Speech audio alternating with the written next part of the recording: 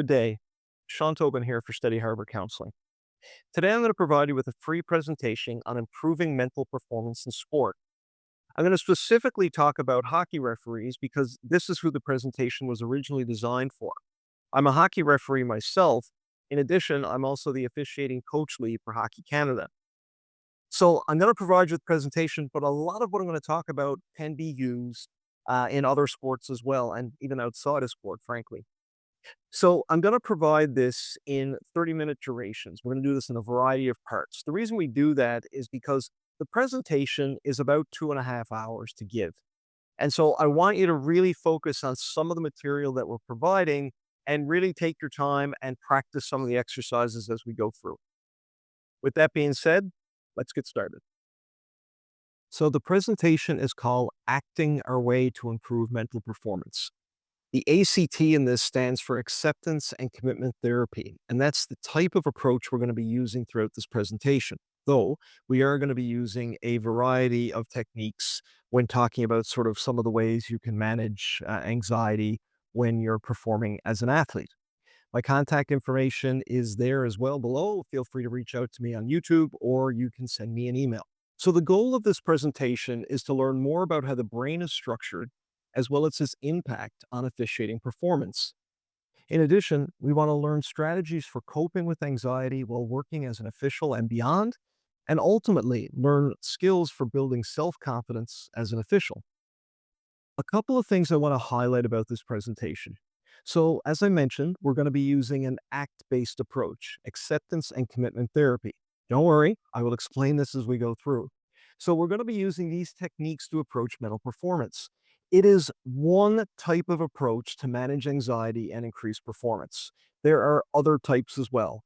Some people might find this useful, some may not, and that's okay. Everyone is a little bit different.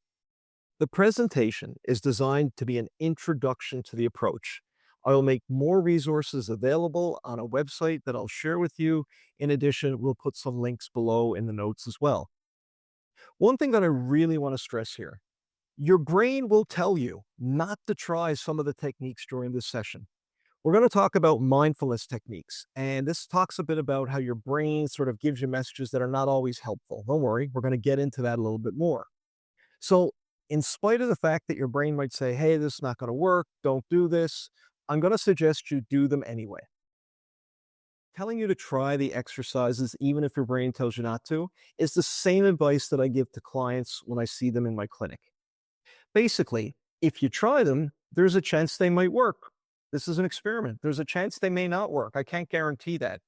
What I can guarantee you is that if you don't try them, absolutely nothing about your performance will change. Everything will stay exactly the same.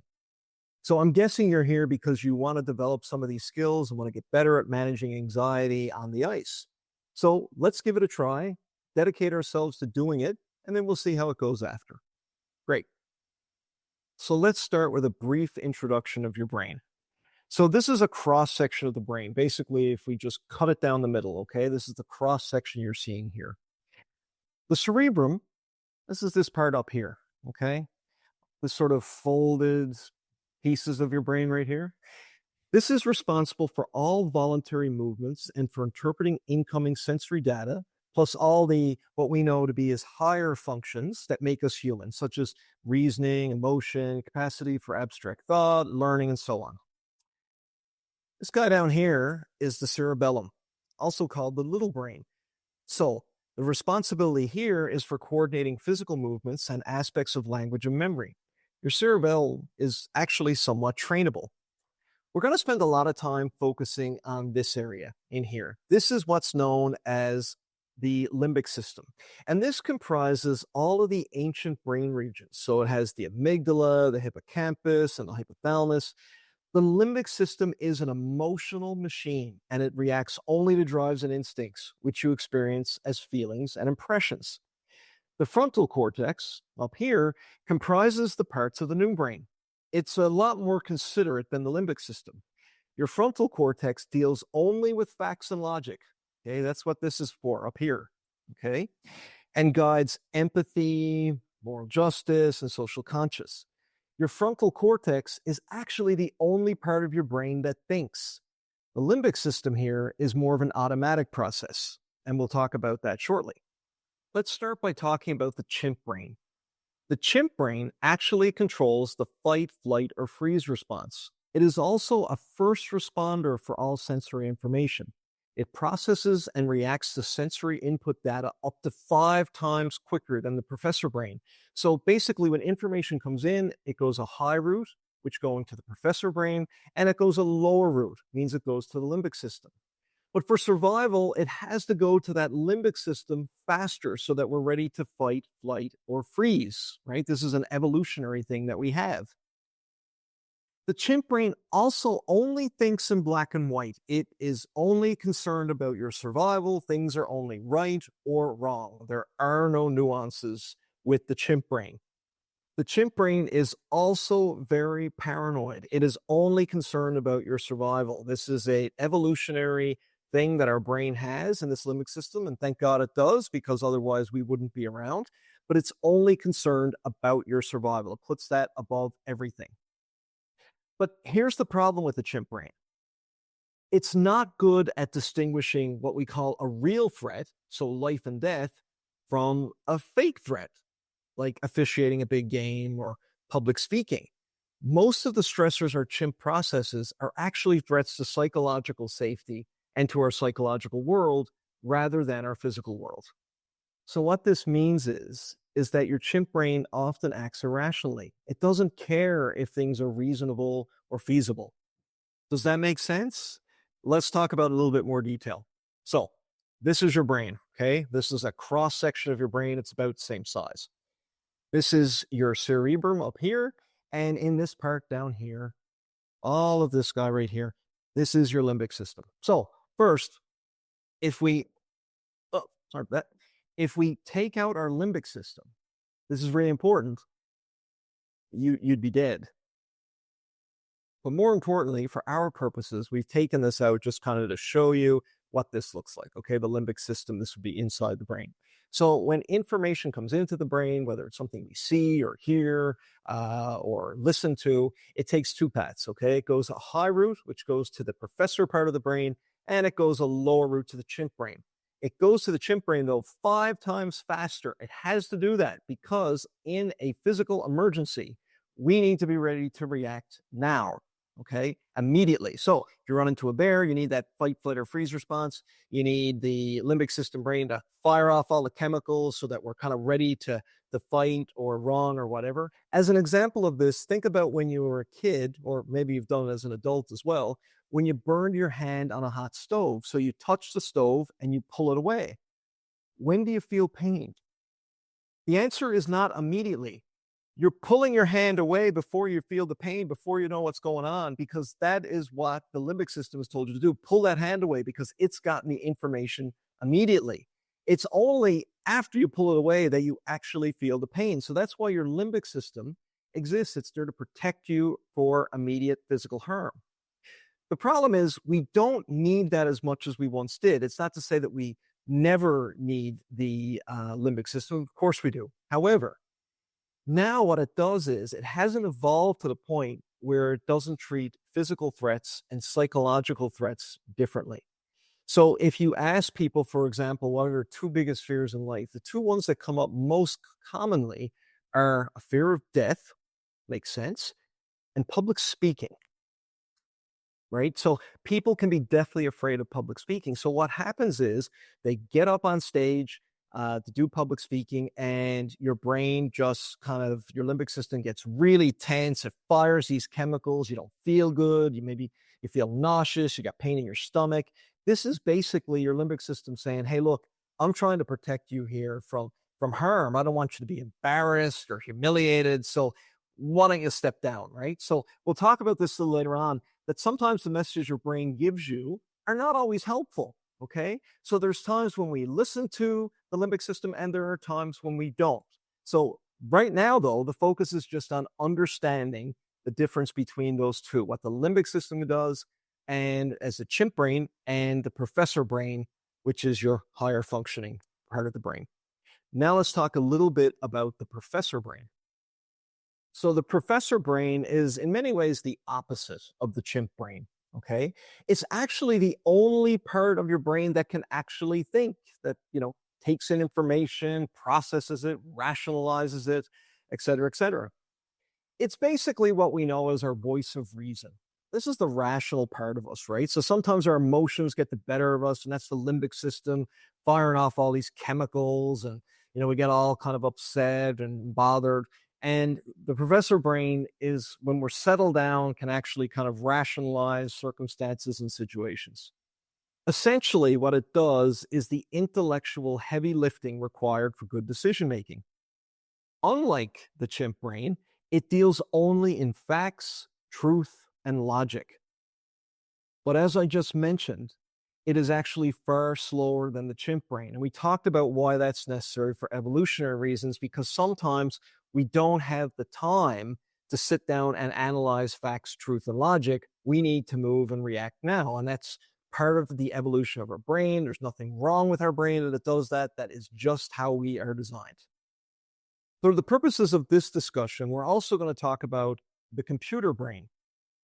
So, while it's not technically a brain of its own, it's more of a function of many different regions that help you run automatic programs like habits and routines. It runs in the background, is extremely fast, and helps you launch programs to deal with different situations. Much of what we think and do is automated in order to cope with the sheer number of decisions that need to be made every day. When we learn skills well, we turn them over to the computer brain. So, for example, driving a car, riding a bike, or skating. So, when you get on the ice, you just skate automatically. It becomes an automatic process. You don't need to think about it anymore. You just kind of do it, and you kind of go into automatic pilot. The computer brain also has limitless capacity for storage, but things that are associated with strong emotion get special treatment. Again, it's about survival. The interesting thing is, we make about 35,000 decisions per day. Often, we don't focus on facts and logic, but instead recall only emotionally charged experiences to help us determine how we feel about something. In some instances, this creates an extreme pattern of behavior that defies logic and reason, but persists anyway. This is what actually causes phobias or irrational fears. For the next part of this workshop, I'd like you to watch a video. It's called The Limbic System and Its Role in Trauma. Now, don't get lost in the video title. This is really a video that explains a little bit more about the parts of the brain and how the limbic system actually works. This is going to be important as we move on later and talk about sort of our reactions to things that happen on the ice. This video is produced and made by Dr. Russ Harris, who is a guru in the ACT world. To watch this video, you'll actually need to click on the link in the description of this YouTube video. There is a link there that will take you to Dr. Harris's video so you can watch it and then come back here to continue on with the training. Enjoy. So let's talk a little bit further about the chimp versus the professor versus the computer brain. As you may not be surprised, they fight a lot, right? So you have that emotional part of the chimp brain fighting with the rationality of the professor brain. So the limbic system comprises all of those chimp brain regions: the amygdala, the hippocampus, the hypothalamus. The limbic system, as I said before, is the emotional machine that only reacts to drives and instincts, which you experience as feelings and impressions. The frontal cortex is actually the real you. When you're thinking about who you are, your values, your beliefs, your hopes and dreams, it's your frontal cortex doing the work. But this internal power struggle between these two is a major cause of mental turmoil because it creates negative emotion, it detracts from the task at hand, and almost always slows you down. Another thing to point out here that's really important: the chimp doesn't fight fair. He's actually a bit of a bully because he can release those neurochemicals to get its own way. Let's take, for example, adrenaline. So when your adrenaline gets up, he can force that adrenaline into your body, and adrenaline up to a certain point can be good. But beyond a certain point, it can actually become a little bit distracting and overwhelming. So when the chimp wants to get control, this is what the chimp does, and he pulls that power away from your professor brain. The other thing about the chimp brain is that it's taught to shy away from pressure-filled situations. Remember I said before, the chimp brain is designed to protect you. It's trying to protect you from getting hurt, whether that's physically or even psychologically. So if it's worried that you're going to be embarrassed or humiliated, then it's going to set off these chemicals to get you to shy away from those pressure-filled situations. So I'm sure by now you're asking yourself, well, Sean, who's in charge at any given time? Is it the chimp brain? Is it the professor brain? Well, here's a quick way to find out. Ask yourself, do I want to be thinking like this or feeling like this in this moment? If the answer is no, then the chimp brain is in charge. If the answer is yes and you're dialed in, the answer is the professor brain is in charge. Something else I want to highlight here. Never ever try to overtake the chimp with brute force. We're going to talk about that in a second, but this happens when we start fighting back and arguing with the chimp about what it needs to do and how it needs to do it. This is a battle we are not going to win. So we need to actually be a little bit more cunning about this. So we're going to talk a little bit about that as we go forward in the presentation. But the key is we want to figure out what is making the chimp brain so upset. Once we can figure out that, then we can start to address it. So it's video time again. We're going to show you another Russ Harris video. Why? Because they're so easy to understand and Dr. Harris does a great job with these. This one is called The Happiness Trap, The Evolution of the Human Mind. So in this video, Dr. Harris is going to talk a little bit about when humans first came about, how the mind was designed and how it was designed to protect us at that time, and how it's evolved over time to our sort of current present day. Once again, there's a link to the video in the description of this YouTube channel. Click on that link. It will take you to the video with Dr. Harris. And then after you're finished, come back and we will do the rest of this portion of the workshop. Enjoy.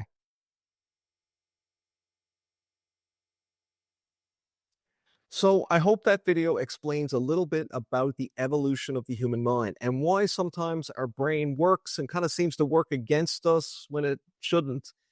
It's not dysfunctional, it's not abnormal, it's just doing what it was trained to do from an evolutionary perspective.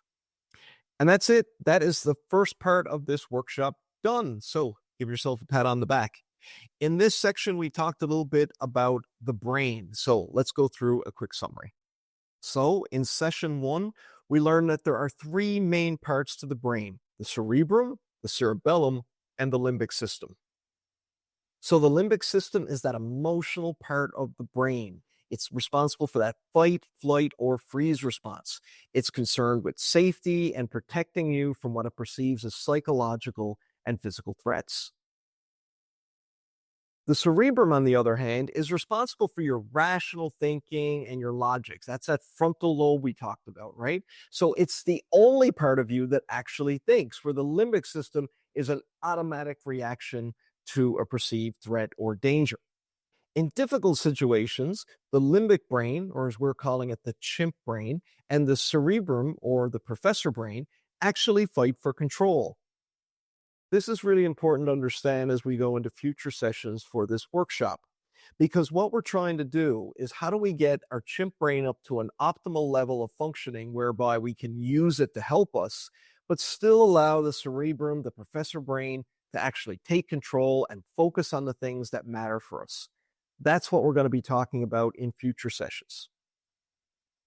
So in the next session, we're going to talk about stress, how it applies in a sports environment, what stress is good stress, how much stress do we need, when is it overwhelming. We're going to talk about how the brain actually manages stress, as well as ways that we actually try to cope with stress. So that will be the main focus for session 2. So there should be a link here at the end of the video. You can click directly on that to get to that video and go ahead, or take some time, go back through this video, process the information, and then we can go from there. You have any thought on this video so far? Please go ahead and leave us a comment in the description, or you can, of course, send me an email. My email address is at the bottom of the screen. It's sean@steadyharbor.ca. So I'm happy to answer any questions that you might have about this presentation, and I look forward to seeing you back here real soon. All the best.